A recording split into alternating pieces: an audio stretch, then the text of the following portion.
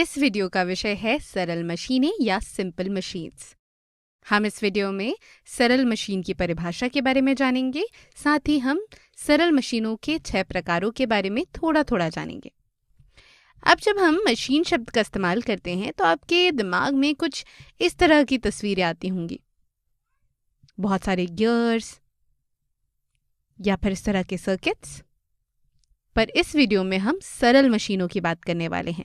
सरल मशीन का अर्थ हुआ कि जिसमें कोई भी भाग जटिल या कठिन ना हो। अब सरल मशीनें क्या होती हैं?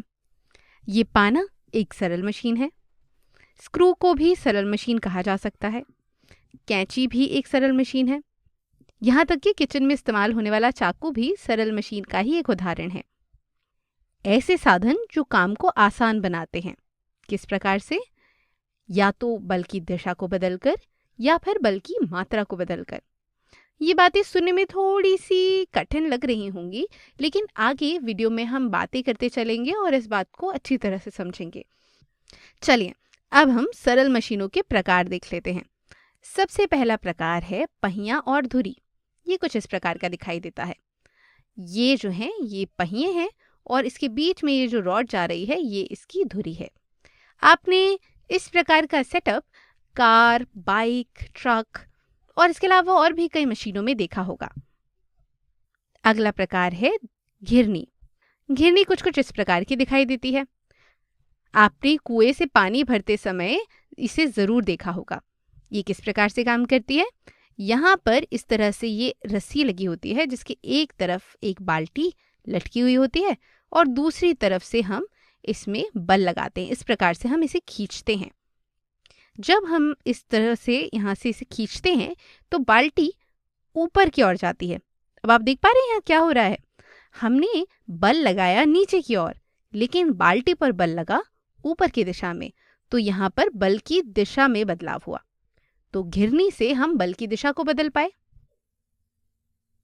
चलिए सरल मशीनों के अगले प्रकार की ओर आगे बढ़ते हैं और ये है उत्तोलक, जहाँ एक और हमारा वजन या भार रखा होता है, यहाँ पर पत्थर रखा हुआ है और दूसरी तरफ से इस तरह नीचे की ओर बल लगा करके हम इस पत्थर को ऊपर की तरफ उठा सकते हैं। उत्तोलकों में एक खास बात होती है कि प्रत्येक उत्तोलक में एक ऐसा भाग होता है जो कि हिलता नहीं है, अपनी जगह पर स्थिर रहता है। अब इस वीडियो को पॉज करके एक बार देखें कि क्या आप वो भाग पहचान पा रहे हैं? जी हाँ, ये स्थान, यहाँ पर ये जो कब्जा है या हिंज है, इसे हम आलंब कहते हैं। तो प्रत्येक उत्तोलक में एक ऐसा भाग होता है जो कि अपने स्थान से हिलता नहीं है या स्थिर रहता है, उसे ही आलंब कहा जाता है। इसके कुछ और उदाहरण देख लेते हैं। कैंची, यहाँ इन दोनों जगहों पर हम बल लगाते हैं और ये जो वो स्थान है जो कि हिलता नहीं है, ये हमारा आलंब हो गया। इसी प्रकार ये हो गया चिमटा। इस जगह पर वो वस्तु होती है जिसे हमें उठाना है और यहाँ पर हम बल लगाते हैं। अब इसमें आप बता सकते हैं कि ऐसा कौन सा भाग है जो स्थिर रहता है? जी हाँ, ये भाग, तो इसे हम आलंब कहेंगे।